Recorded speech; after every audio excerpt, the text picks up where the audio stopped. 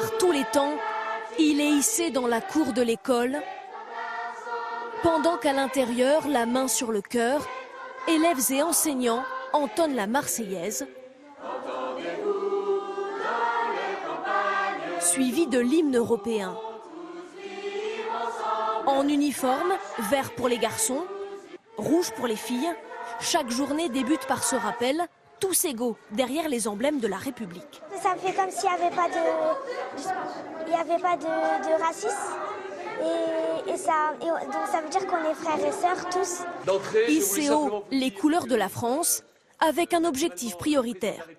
Le projet d'école, c'est intégrer les enfants, éventuellement par effet de ricochet, permettre aux familles de s'intégrer, n'est-ce pas?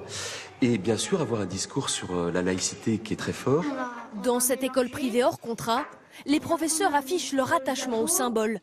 Pas de tutoiement. Très bien, et il est beau votre stylo plume, dis donc. Et une médaille pour récompenser les élèves méritants.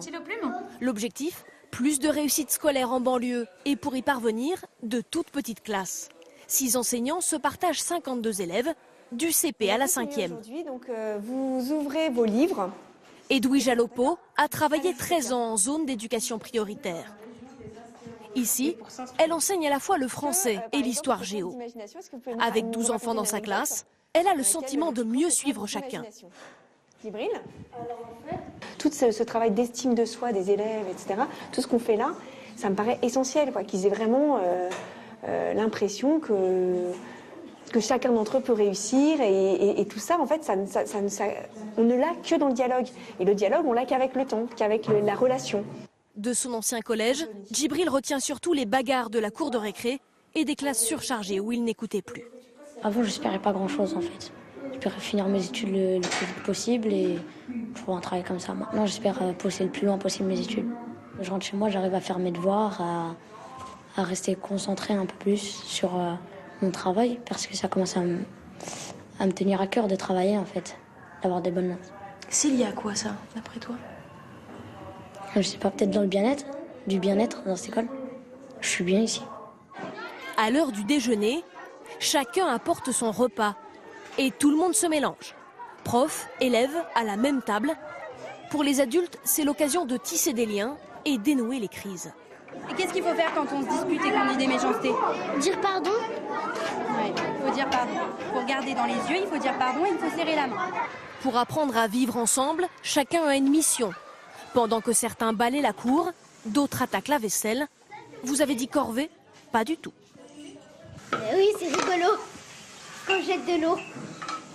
Il faut le faire, il faut le faire. Ça t'apprend quoi de faire ça? Ça m'apprend les bonnes manières. Le cours Saint-Exupéry est né de l'impulsion de l'association Espérance Banlieue. C'est le 3e établissement de ce genre, financé par du mécénat. L'école revendique son attachement à la laïcité. Une fois par semaine, c'est la séance d'actualité. Ce jour-là, les élèves analysent un article sur les dangers du communautarisme. Le communautarisme, ça veut dire que vous allez vivre que dans cette communauté, que vous allez faire passer cette communauté avant tout, et que tout ce qui n'appartient pas à la communauté est forcément mauvais, en dessous, médiocre. Flirter avec le religieux. Autre thème du jour, la tolérance religieuse. J'ai pas trop de mal avec ma religion, j'ai envie de dire. J'ai l'impression, pour moi, je me comporte très bien avec. Moi, c'est plutôt de me dire de faire attention à ce que je dis avec les autres. Quand je discute avec eux, par exemple, je vais pas leur dire « Ah, tu manges du porc !» Mais c'est pas bon de manger le porc, quoi. Genre, de faire attention à ce que je dis. Parce qu'à chacun ses religions, chacun se comporte comme il veut, quoi.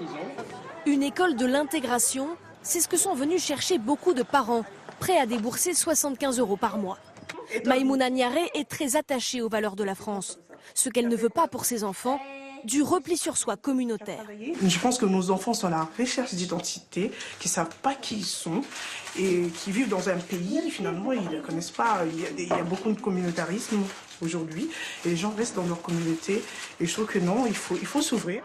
Comme à Asnières, une quinzaine d'écoles devraient ouvrir leurs portes à la rentrée prochaine dans plusieurs grandes villes de France.